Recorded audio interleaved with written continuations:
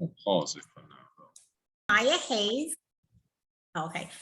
My name is Maya Hayes. I am an alumni Dallas Cowboys cheerleader, and I had the opportunity during the time of being a DCC and being a part of their show group. Show group actually gets a chance to travel the country pretty much in and out, primarily out, and entertain our soldiers, our men and women that are in our U.S. militaries. I did have the honor of going and traveling to Korea. The first time I went was for a Christmas tour, and we actually were gone for 2 weeks, and we were supposed to leave out in August. But during that time, North Korea and South Korea had a bit of a fight that resulted in a lot of North Koreans and about 4 or 5 South Koreans being injured and killed right there at this line that they call the DMZ line. Right there in Korea, that particular DMZ line, I got a chance to visit. It was very heart-wrenching for me. There's one building here in the States, we call it a portable. If you've ever seen those at schools, it's this one building that's no bigger than a portable, and it sits right on top of the DMZ line. And that is the only building that brings North and South Korea together in one place. What I found very weird about it that was kind of scary is that on the North Korean side of the building, they had these really tall concrete blocks.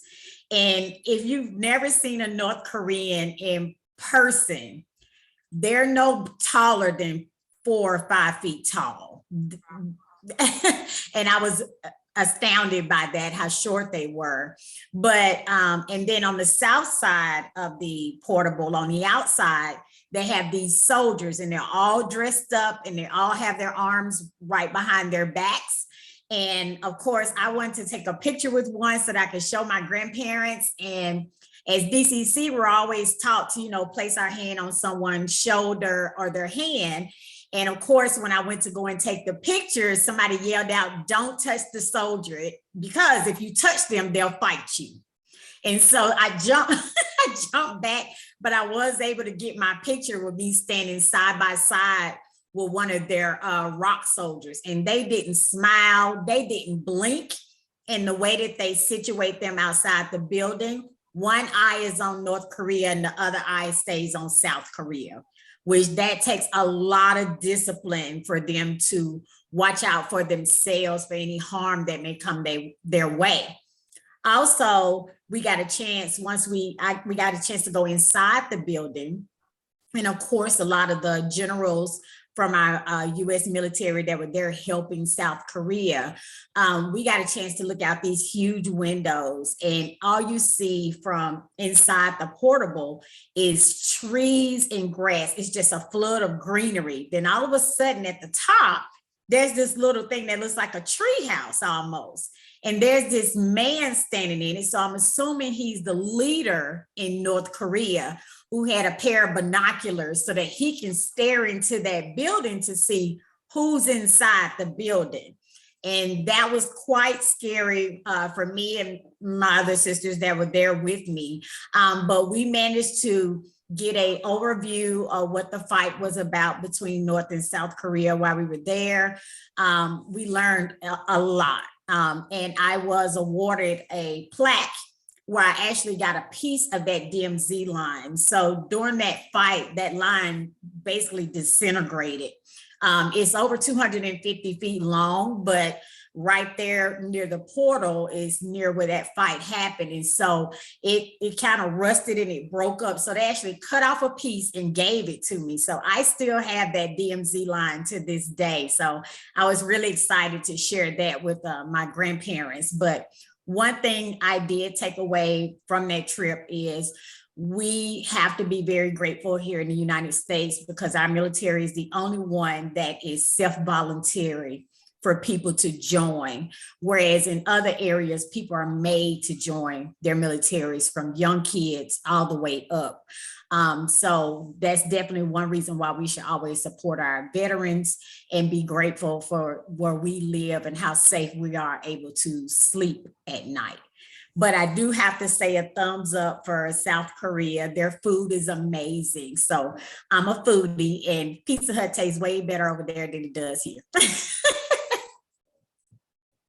you have any questions? Thank you, Maya. Did you have any You're questions? welcome.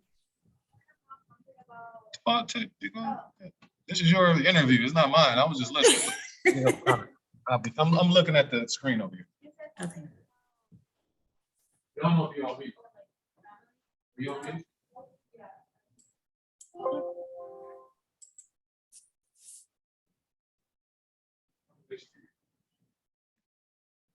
Oh, my bad. Let me put mine on. I need to put mine on. Mute yourself, yeah. You said something about like being with your sisters. What was the reaction of your sisters as well? My sisters, in relation to the other Dallas Cowboys cheerleaders that were there with me, we all pretty much had the same feeling. All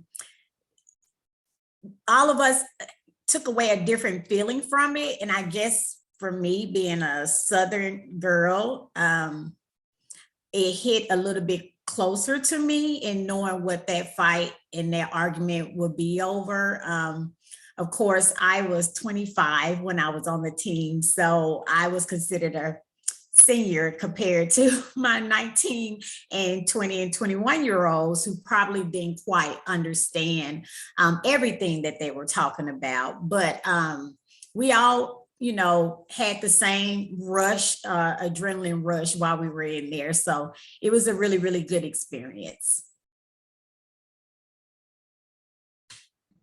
What year was it? That was in year 2003.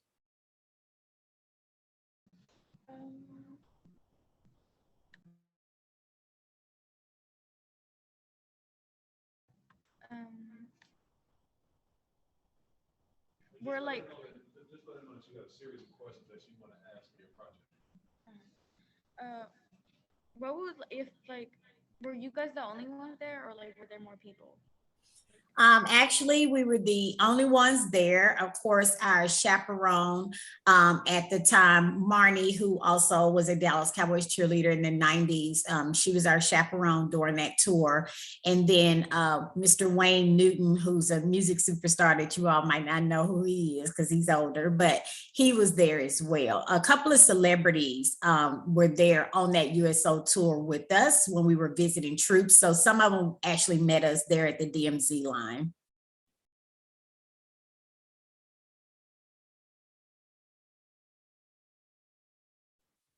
I was gonna say I had those some of that information because you remember there were like a lot of flyers. Like one of the flyers had like Ludacris. It was a lot of different artists, but Hank, it is just a plethora of celebrities. So when the USO puts together those tours, the Dallas Cowboys cheerleaders received a certificate from USO of completing so many USO tours. And that particular tour was the 53rd USO tour we had taken as an organization. okay. And we got any other questions, Ashley, because their bus is about to come. I'm sorry that it took so long. That's okay.